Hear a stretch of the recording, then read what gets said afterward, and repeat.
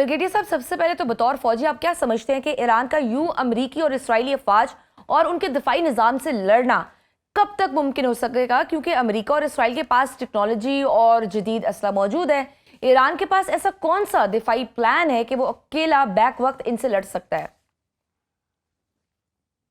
Iran के पास देखिए उसकी एक सलाहियत है एसिमेट्रिक वॉरफेयर की। वो इस वक्त एक गैर मुतवाजन जंग है ये, जिसमें इनकी ऑप्शन जो हैं वो डिफरेंट हैं। हाई टेक जो वेपनरी है और जिस किस्म की technology, air power, missile power Israel और अमेरिका इस्तेमाल कर रहे हैं, इस वक्त ईरान ने उसका मुकाबला एक लो कॉस्ट ऑप्शंस हैं जो ड्रोन्स, बैलिस्टिक मिसाइल्स और इनके इवन हाइपर मिसाइल्स, तो उससे कर रहा है। और इस जंग में इनको जब तक कोई ग्राउंड मनूवर नहीं होता तो उस वक्त तक तो ईरान की खासा इस जंग को तूल देने की सलाहियत मौजूद है, हम्म। क्योंकि वो उनकी जो सलाहियत है अंडरग्राउंड वेपनरी को वो वहाँ से प्रोड्यूस भी कर सकते हैं और इस्तेमाल भी कर सकते हैं। तो इस वजह से जब तक उनको complete eliminate through ground manoeuvres, या जिसको बूट्स ऑन ग्राउंड कहते हैं, वो नहीं हम्म। होगा, तो अगर ऐसे ही जंग चलती रही तो इनकी जवाब देने की सलाहियत वो काफ़ी देर तक मौजूद रहेगी। और इसी वजह से ये अभी तक इनको काफ़ी स्ट्रॉन्ग जवाब दे रहे हैं, इसराइल को भी और अमेरिका को। यानी जो ईरान के लोकस ड्रोन्स हैं महज $35,000 के हैं, जबकि उन्हें गिराने वाला एक इंटरसेप्टर लाखों डॉलर का है। क्या ये कम कीमत बमुकाबला महंगी दिफाई टेक्नोलॉजी की जंग ईरान के हक में जारी है? जी हाँ, वो उस लिहाज से कि इंटरसेप्टर जो होता है वो बड़ा महंगा होता है। अब गल्फ कंट्रीज में जो यूएस बेसिस थे पहले, उस पर हमला हुआ और वहाँ पे जितने पैक 3 थे, इनमें एक एक इंटरसेप्टर होता है, इसकी कीमत $4 मिलियन होती है। और इसको अगर एक्टिवेट करेगा एक शाहिद ड्रोन, तो वो तो लगभग $20,000, $25,000। तो ये एक एसिमेट्रिक वॉरफेयर इसी को कहते हैं कि एक हम्म। फरीक जो होता है वो लो कॉस्ट ऑप्शन इस्तेमाल कर रहा होता है, दूसरा फरीक उसकी एक्सपेंडिचर ऑफ रिसोर्सेज ज़्यादा हो रहे होते हैं, और वो रिसोर्स इस्तेमाल करने के बावजूद वो कामयाब नहीं हो रहा। तो हम्म। ये एक क्लासिकल एसिमेट्रिक वॉरफेयर है, जिसमें एसिमेट्री ऑफ विल काउंट करती है, क्योंकि ईरानी अपनी बका की जंग लड़ रहे हैं हम्म। और इसराइली और अमेरिकन वो अहदाफ हासिल करना चाहते थे जिससे ये इनको घुटनों पे ले आए और वो जौहरी अफसुदगी से दस्तबरदारी का ऐलान करें और उनका कहा मान लें, और रजीम चेंज की तरफ भी मामलात ले जाना चाहते थे, ख़ास तौर पे इसराइल। हम्म। मगर वो उनको उस ऑब्जेक्टिव में इस वक्त तक कोई कामयाबी हासिल नहीं हुई, क्योंकि जो पहले स्ट्राइक्स हुए थे डिकैपिटेशन के, उसके बाद जो लीडरशिप आई है उसका तो रिजॉल्व और स्ट्रांग हो गया है। तो मुश्तबा खामेनाई साहब अपने वालिद की निस्बत और ज़्यादा हार्डलाइनर हैं, उनके लिंक आईआरजीसी के साथ बड़े मजबूत हैं, और पूरी एक जो बासीज आईआरजीसी और आर्मी जो है ईरान की, उसके दरमियान एक बड़ी स्ट्रॉन्ग कोहेजन इस वक्त पाई जाती है।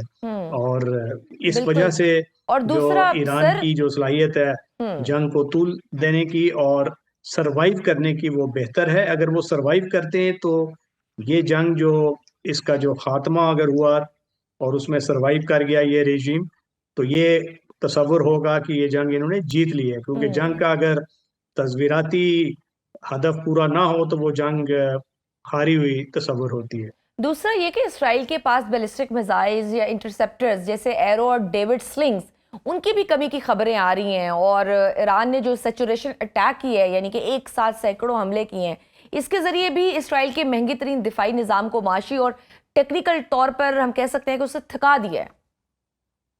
जी हाँ, देखिए ये टिपिकल सैचुरेशन टैक्टिक्स होते हैं। हम्म। ये जो मल्टी लेयर डिफेंस सिस्टम है इसराइल का, इसमें सबसे पहले ये आयरन डोम होता है, 70 किलोमीटर लगभग, उसके ये ऊपर। डेविड स्लिंग है, और फिर इसके ऊपर एरो होता है जो जिसका रेंज ऊपर है 2000। और इसके अलावा भी थैड की कुछ बैटरीज हैं जो कि अमेरिका का निज़ाम है, जो theatre high altitude air defence system, वो भी वहाँ मौजूद है। मगर इन तीनों के होते हुए ये ज्यादा फूल प्रूफ नहीं साबित हो रहे, क्योंकि ठीक हम्म। है 90% के करीब जो बैलिस्टिक मिसाइल्स हैं उनको ये इंटरसेप्ट कर रहे हैं, और जो भी प्रोजेक्टाइल्स हैं, सो पेनिट्रेशन रेट जो है वो 5 से 10% अभी भी है ईरान का। और ये काफी भारी साबित होता है, क्योंकि अगर 10 या 5% भी ड्रोन या मिसाइल वहां से उस शील्ड से निकल के चले जाएं तो बहुत हम्म। नुकसान कर सकते हैं, क्योंकि इसराइल एक ऐसा मुल्क है जो कि कैजुअल्टी शाय है, और उसको सेंसिटिविटी ज्यादा है। आज तक उस पर इस तरीके से हमला नहीं हुआ जिस तरीके से अभी उसको हमला हुआ है। तो हम्म। इस वजह से ये काफी वल्नरेबल रहेंगे, चाहे जितनी मर्जी ये लेयर्स ऑफ एयर डिफेंस वहां पे लेके ले आए। मगर हम्म। अगर ये 5 से 10% भी मिसाइल्स, ड्रोन्स या हाइपरसोनिक जो बहुत मौलिक हथियार है आईआरजीसी के पास, अगर वो जाके वहां पे कारगर हो जाता है तो बहुत बड़ा नुकसान होगा। इसलिए उनकी सिचुएशन प्री कैरियस है। जब तक ये ईरान की मुकम्मल ये लॉन्चिंग की सलाहियत उसको ख़त्म नहीं करते तो वो ख़तरा रहेगा। खतरा इनको ये रहेगा। उम्मीद थी कि जो इनके लॉन्चर्स हैं ईरान के पास वो महदूद हैं, जो कि मोबाइल लॉन्चर्स हैं। मगर इन्होंने क्लेम्स किए कि तकरीबन 2/3 लॉन्चर्स को उन्होंने पहली 2-3 वेव्स में तबाह किया, मगर उसके बावजूद उन पे हमले हो रहे हैं। और लग ऐसे रहा है कि जो अंडरग्राउंड लॉन्चिंग साइट्स हैं वहां से ईरानी इस वक्त हमला कर रहे हैं। उन्होंने काफ़ी इसको स्प्रेड आउट किया हुआ है अपनी जो मिसाइल साइट्स हैं, क्योंकि उनकी जो जोग्राफी है वो हम्म। खासी मतनो और ये स्प्रेड आउट है। तो उसमें उन्होंने ये टैक्टिक्स इस्तेमाल करते हुए अपने आप को बचाया भी हुआ है, और वहां से वो लॉन्च भी कर रहे हैं। और वो नुकसान अब भी जो पहुंचा रहे कैरियर्स हैं। है उसको भी खतरा हो रहा है, क्योंकि हम्म। जो सुपरसोनिक मिसाइल्स इन्होंने जो अब्राहम लिंकन है उसकी तरफ भी भेजे, प्रॉबेबली ये वो हैं जो CM-302 जो चाइना ने इनको प्रोवाइड किए थे। अगर ये वही हैं तो इसका मतलब ये है कि ये खासा इनको इस वक्त वल्नरेबल है इवन कैरियर्स। तो कैरियर्स ने भी थोड़ा इवेसिव मूवमेंट की है अपने आप को हम्म। उस मिसाइल के रेंज से बचाने के लिए। हम्म। और कुछ खबरें तो ये भी आ रही थी कि चीन ने कुछ YG YJ-21 जो कि हाइपरसोनिक है वो भी दिया है, मगर वो चूंकि उसकी अभी तक ऑथेंटिसिटी नहीं है उस न्यूज़ की, तो इस पे हम तबसरा नहीं कर सकते। बिल्कुल सही। मगर नो डाउट कुछ कि ऐसे अमेरिका और सुपरसोनिक इसराइल को मिसाइल जरूर ईरान गए हैं। नुकसान पहुंचा रहा है, लेकिन अमेरिका इस जंग में पहली बार F-35 स्टेल्थ हथियारों और PRSM यानी प्रिसीजन स्ट्राइक मिसाइल को आजमा रहा है। अस्करी नुक्ते नज़र से इन हम कह लें बैटल टेस्टेड हथियारों का ईरानी तंसीबात पर कितना गहरा असर पड़ सकता है? देखिए, एयरफोर्स की हद तक तो ये ठीक है, क्योंकि हम्म। वो B2 B1 वो जो उनके स्टेल्थ हथियारे हैं उसको पहले भी उन्होंने इस्तेमाल किया था। ये जो जून में 2025 में हुई थी जंग, अब भी वो इस्तेमाल कर रहे हैं।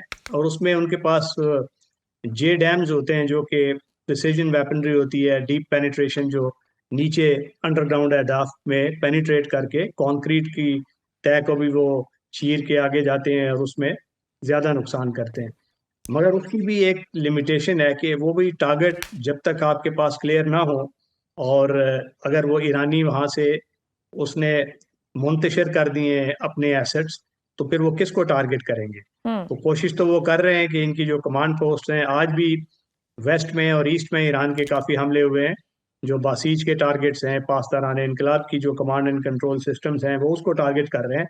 मगर यकीनी वो नहीं ये बना सकते, क्योंकि वो किन टारगेट्स, किन कोऑर्डिनेट्स पे हमला कर रहे हैं, बॉम्ब डैमेज हम्म। असेसमेंट क्या है, और उसका जो रिस्पॉन्स है वो ईरानी कैसा दे रहे हैं। तो अब तक तो ऐसा लग रहा है कि वो इनकी जो एक complete dislocation command and control की नहीं हुई ईरानियों की, वो इस वक्त कोहेसिव हैं, जवाब दे रहे हैं। और इसी वजह से अमरीकी और इजरायली इस वक्त खासी फ्रस्ट्रेशन की जाने भी जा रहे हैं, क्योंकि उनका जो मतलूबा मकसद है वो हासिल नहीं हो रहा। और साथ साथ इन्होंने, ईरानियों ने जब आबनाए हुर्मुज को बंद किया हुआ है, तो हम्म। ये जो जंग की कॉस्ट है वो बढ़ा रहे हैं। ये उनकी एक स्ट्रेटजी का हिस्सा है कि जब जब जंग की कॉस्ट बढ़ेगी तो पूरी दुनिया की तरफ से प्रेशर आएगा कि इस हम्म। जंग को रोका जाए। वो प्रेशर आ रहा है डोमेस्टिकली भी, अमेरिका में अंदर से बातें शुरू हो गई हैं। इवन रिपब्लिकन्स के अंदर से ऐसी आवाज़ें उठ रही हैं कि ये जंग जो थे इसका मकसद क्या था, अमेरिका की ये जंग थी नहीं। और अब हम एग्जिट स्ट्रेटजी क्या है हमारी, उस पर सवालात उठ रहे हैं।